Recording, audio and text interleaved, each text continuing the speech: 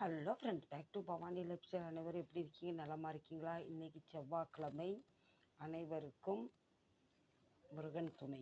திருத்தணி முருகன் துணை நமக்கு இன்னைக்கு உண்டு. இன்னைக்கு யாரெல்லாம் கோயிலுக்கு போய் முருகனை ஐயனை கண் குளிர பார்த்தேன்னு சொன்ன நம்பர் 1. யார் வீட்லேயே சுக்கரவரை பூஜை பண்ண வெத்தலை தீபம் போட்டேன் சொல்கிறது நம்பர் 2. யார் பவானி லைஃப் ஸ்டைல் நான் ஒன்றுமே செய்யலை, ஐயனை மனசால நினச்சேன்னு சொல்கிறேன் நம்பர் 3. இந்த 3 பேருக்குமே ஒற்றுமை இருக்குது. அவரை நம்ம கோயிலுக்கு தான் போய் வழிபடணும், வீட்டில் தான் வழிபடணும்னு இல்லை. மனசார அவரை ஐயனே திருத்தணி முருகனே துணைச்சின்னா ஓடி ஓடி வந்துடுவார். நீங்கள் நினைக்கலாம் பவானி லைஃப் ஸ்டைல் ஐயன் வந்து என் பக்கம் என்னோட கோரிக்கை பூர்த்தியே பண்ண மாட்டேக்காருன்னு. கண்டிப்பாக செய்வார். நானுமே ஒரு கோரிக்கையில் வழி மேலே வெளி வச்சு காத்துக்கிட்டு இருக்கேன். நம்பிக்கை மட்டும் நம்ம விட வேண்டாம், சரிங்களா? நம்ம ஐயன்கிட்ட நம்ம கேட்டுக்கிட்டே இருப்போம், அவர் கண்டிப்பாக நமக்கு கொடுப்பாரு. கர்மா வேலை செய்யும் போது நமக்கு சோதனை கூடும். அதனால் நம்ம அவரை பின்பற்றதை விட்டுறக்கூடாது. அவர் நமக்கு எடுத்தாங்க ஒத்துன்னு கொடுக்க மாட்டார்.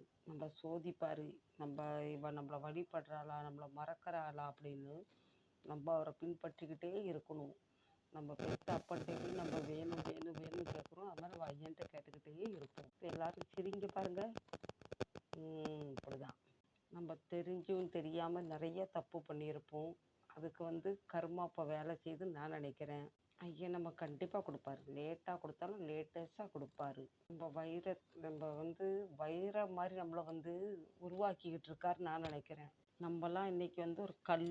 ஐயன் நம்மளை அடிக்க அடிக்க அடிக்க அதுக்கு ஒரு உயிர் கிடைக்கும், அதுக்கு ஒரு உருவம் கிடைக்கும். அதை நினச்சி நம்ம இந்த வலி வேதனை தாங்கி போய்கிட்டே இருக்கலாம். பல அடி பட்ட பின்ன தான் ஒரு உருவம் உண்டாகும். அதை நம்ம சிலையாக வழிபடுறோம். இன்றைக்கி நம்மளை யார் ஒதுக்கி வச்சாலும், யார் அவமானப்படுத்தினாலும், யார் புறம் பேசினாலும் அதை தப்பாக எடுத்துக்க வேண்டாம்.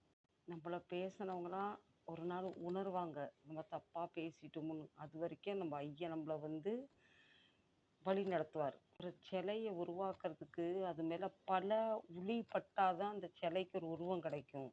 அந்த மாதிரி நம்ம பொறுத்துக்கலாம். மனுஷங்கள்கிட்ட சொன்னால் நம்மளை வேடிக்கையை பார்த்து நம்மளை அவமானப்படுத்துவாங்க. நம்ம ஐயனை மட்டும் பின்பற்றி கட்டியாக பிடிச்சிக்கலாம்.